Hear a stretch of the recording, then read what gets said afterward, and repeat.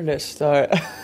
Just trying to think about how it started now. I think we always knew it was going to be a group of people. We always wanted to be the whole group originally was from Alaska, but we all loved like David Bowie and James Brown and the Beatles and things like that. And we decided we would make this alter ego that would be, you know, it'd be like Ziggy Stardust or Sgt. Pepper, and we wanted it to be representative of a group of people. And I felt like naming our man after a country was just fitting, and Portugal just sounded the best. I really didn't know a lot about the country, but it's cool that we did it, and I think I don't really have any regrets. It's a weird name, and I think it throws some people off with the period in the middle of the name and everything, but it makes a lot of sense. And I found that there's a lot of pride within Portuguese people of their country and where they come from, and that's just cool to see. I think we just lucked out somehow.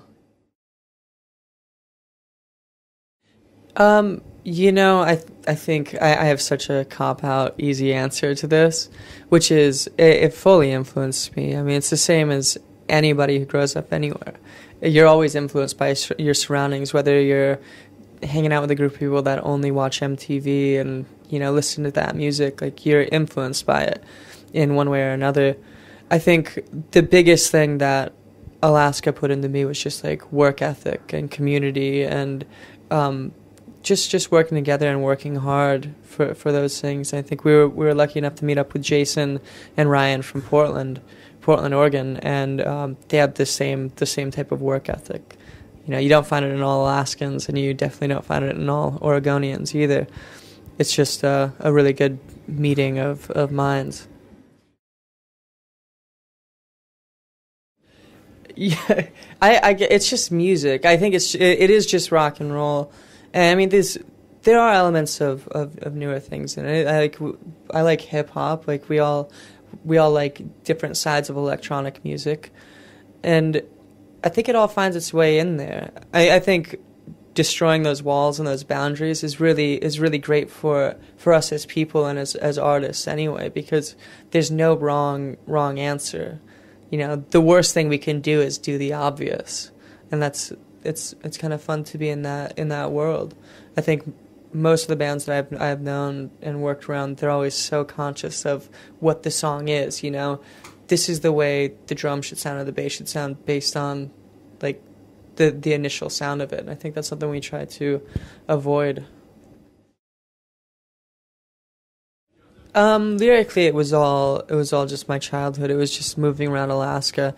It's all based on I think the years 1989 to 93, and it was kind of fun to write in those years because it forced me to go back and really think like a little kid, if that makes any sense. It just like what I thought when I would go outside and what I thought when I would look at the sky at night and different things like that. It was pretty fun to just look at it and really take it in as an adult. You know, think as an adult, but what I was thinking as a kid, you know, or convey it as an adult.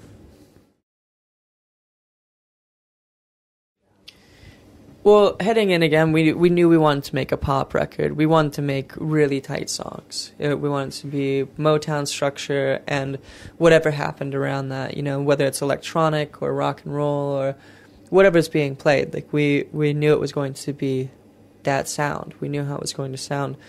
So we needed an album title that was a contrast but represented what it was. And the Satanic Satanist is just, to me, I mean, it's a double negative anyway, but to me it was just feeling like an outcast, you know? You felt like an outcast being thrown out into the woods and being left on your own. You know, I was always outside of society, and I was really shy because of it, and it was kind of strange to me. So yeah, I think with the pop songs, the artwork and the title just needed to be a contrast. You know, you can't ever approach a pop record, in my opinion, without substance and without reason. You know, that's why so much of mainstream radio is watered down. The Sun mainly was about just space in general. You really start to think about outer space and the universe for some reason, or I did, because you have the sun's going around in circles all summer long, and you just start to think about where the Earth is pointed and what's happening. And the winters, it's just stars all day long. So yeah, I think I've always just been a nerdy kid. I just like science fiction and stuff like that, and the sun was about that. It was just like, what is the sun doing sitting up there for so long?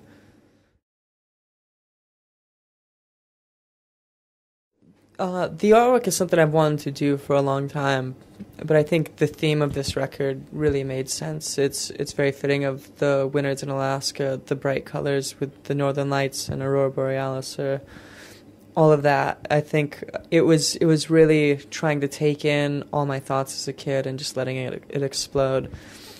My friend Austin Sellers actually brought all the color to it, which was amazing. He had me, like, I just painted a bunch of blue watercolors or whatever, and I handed them over to him, and he's so good. I work with him on all of our artwork, and he did such a great job with the color. It's pretty mind-blowing. It's great that I get to look at it and be excited about it.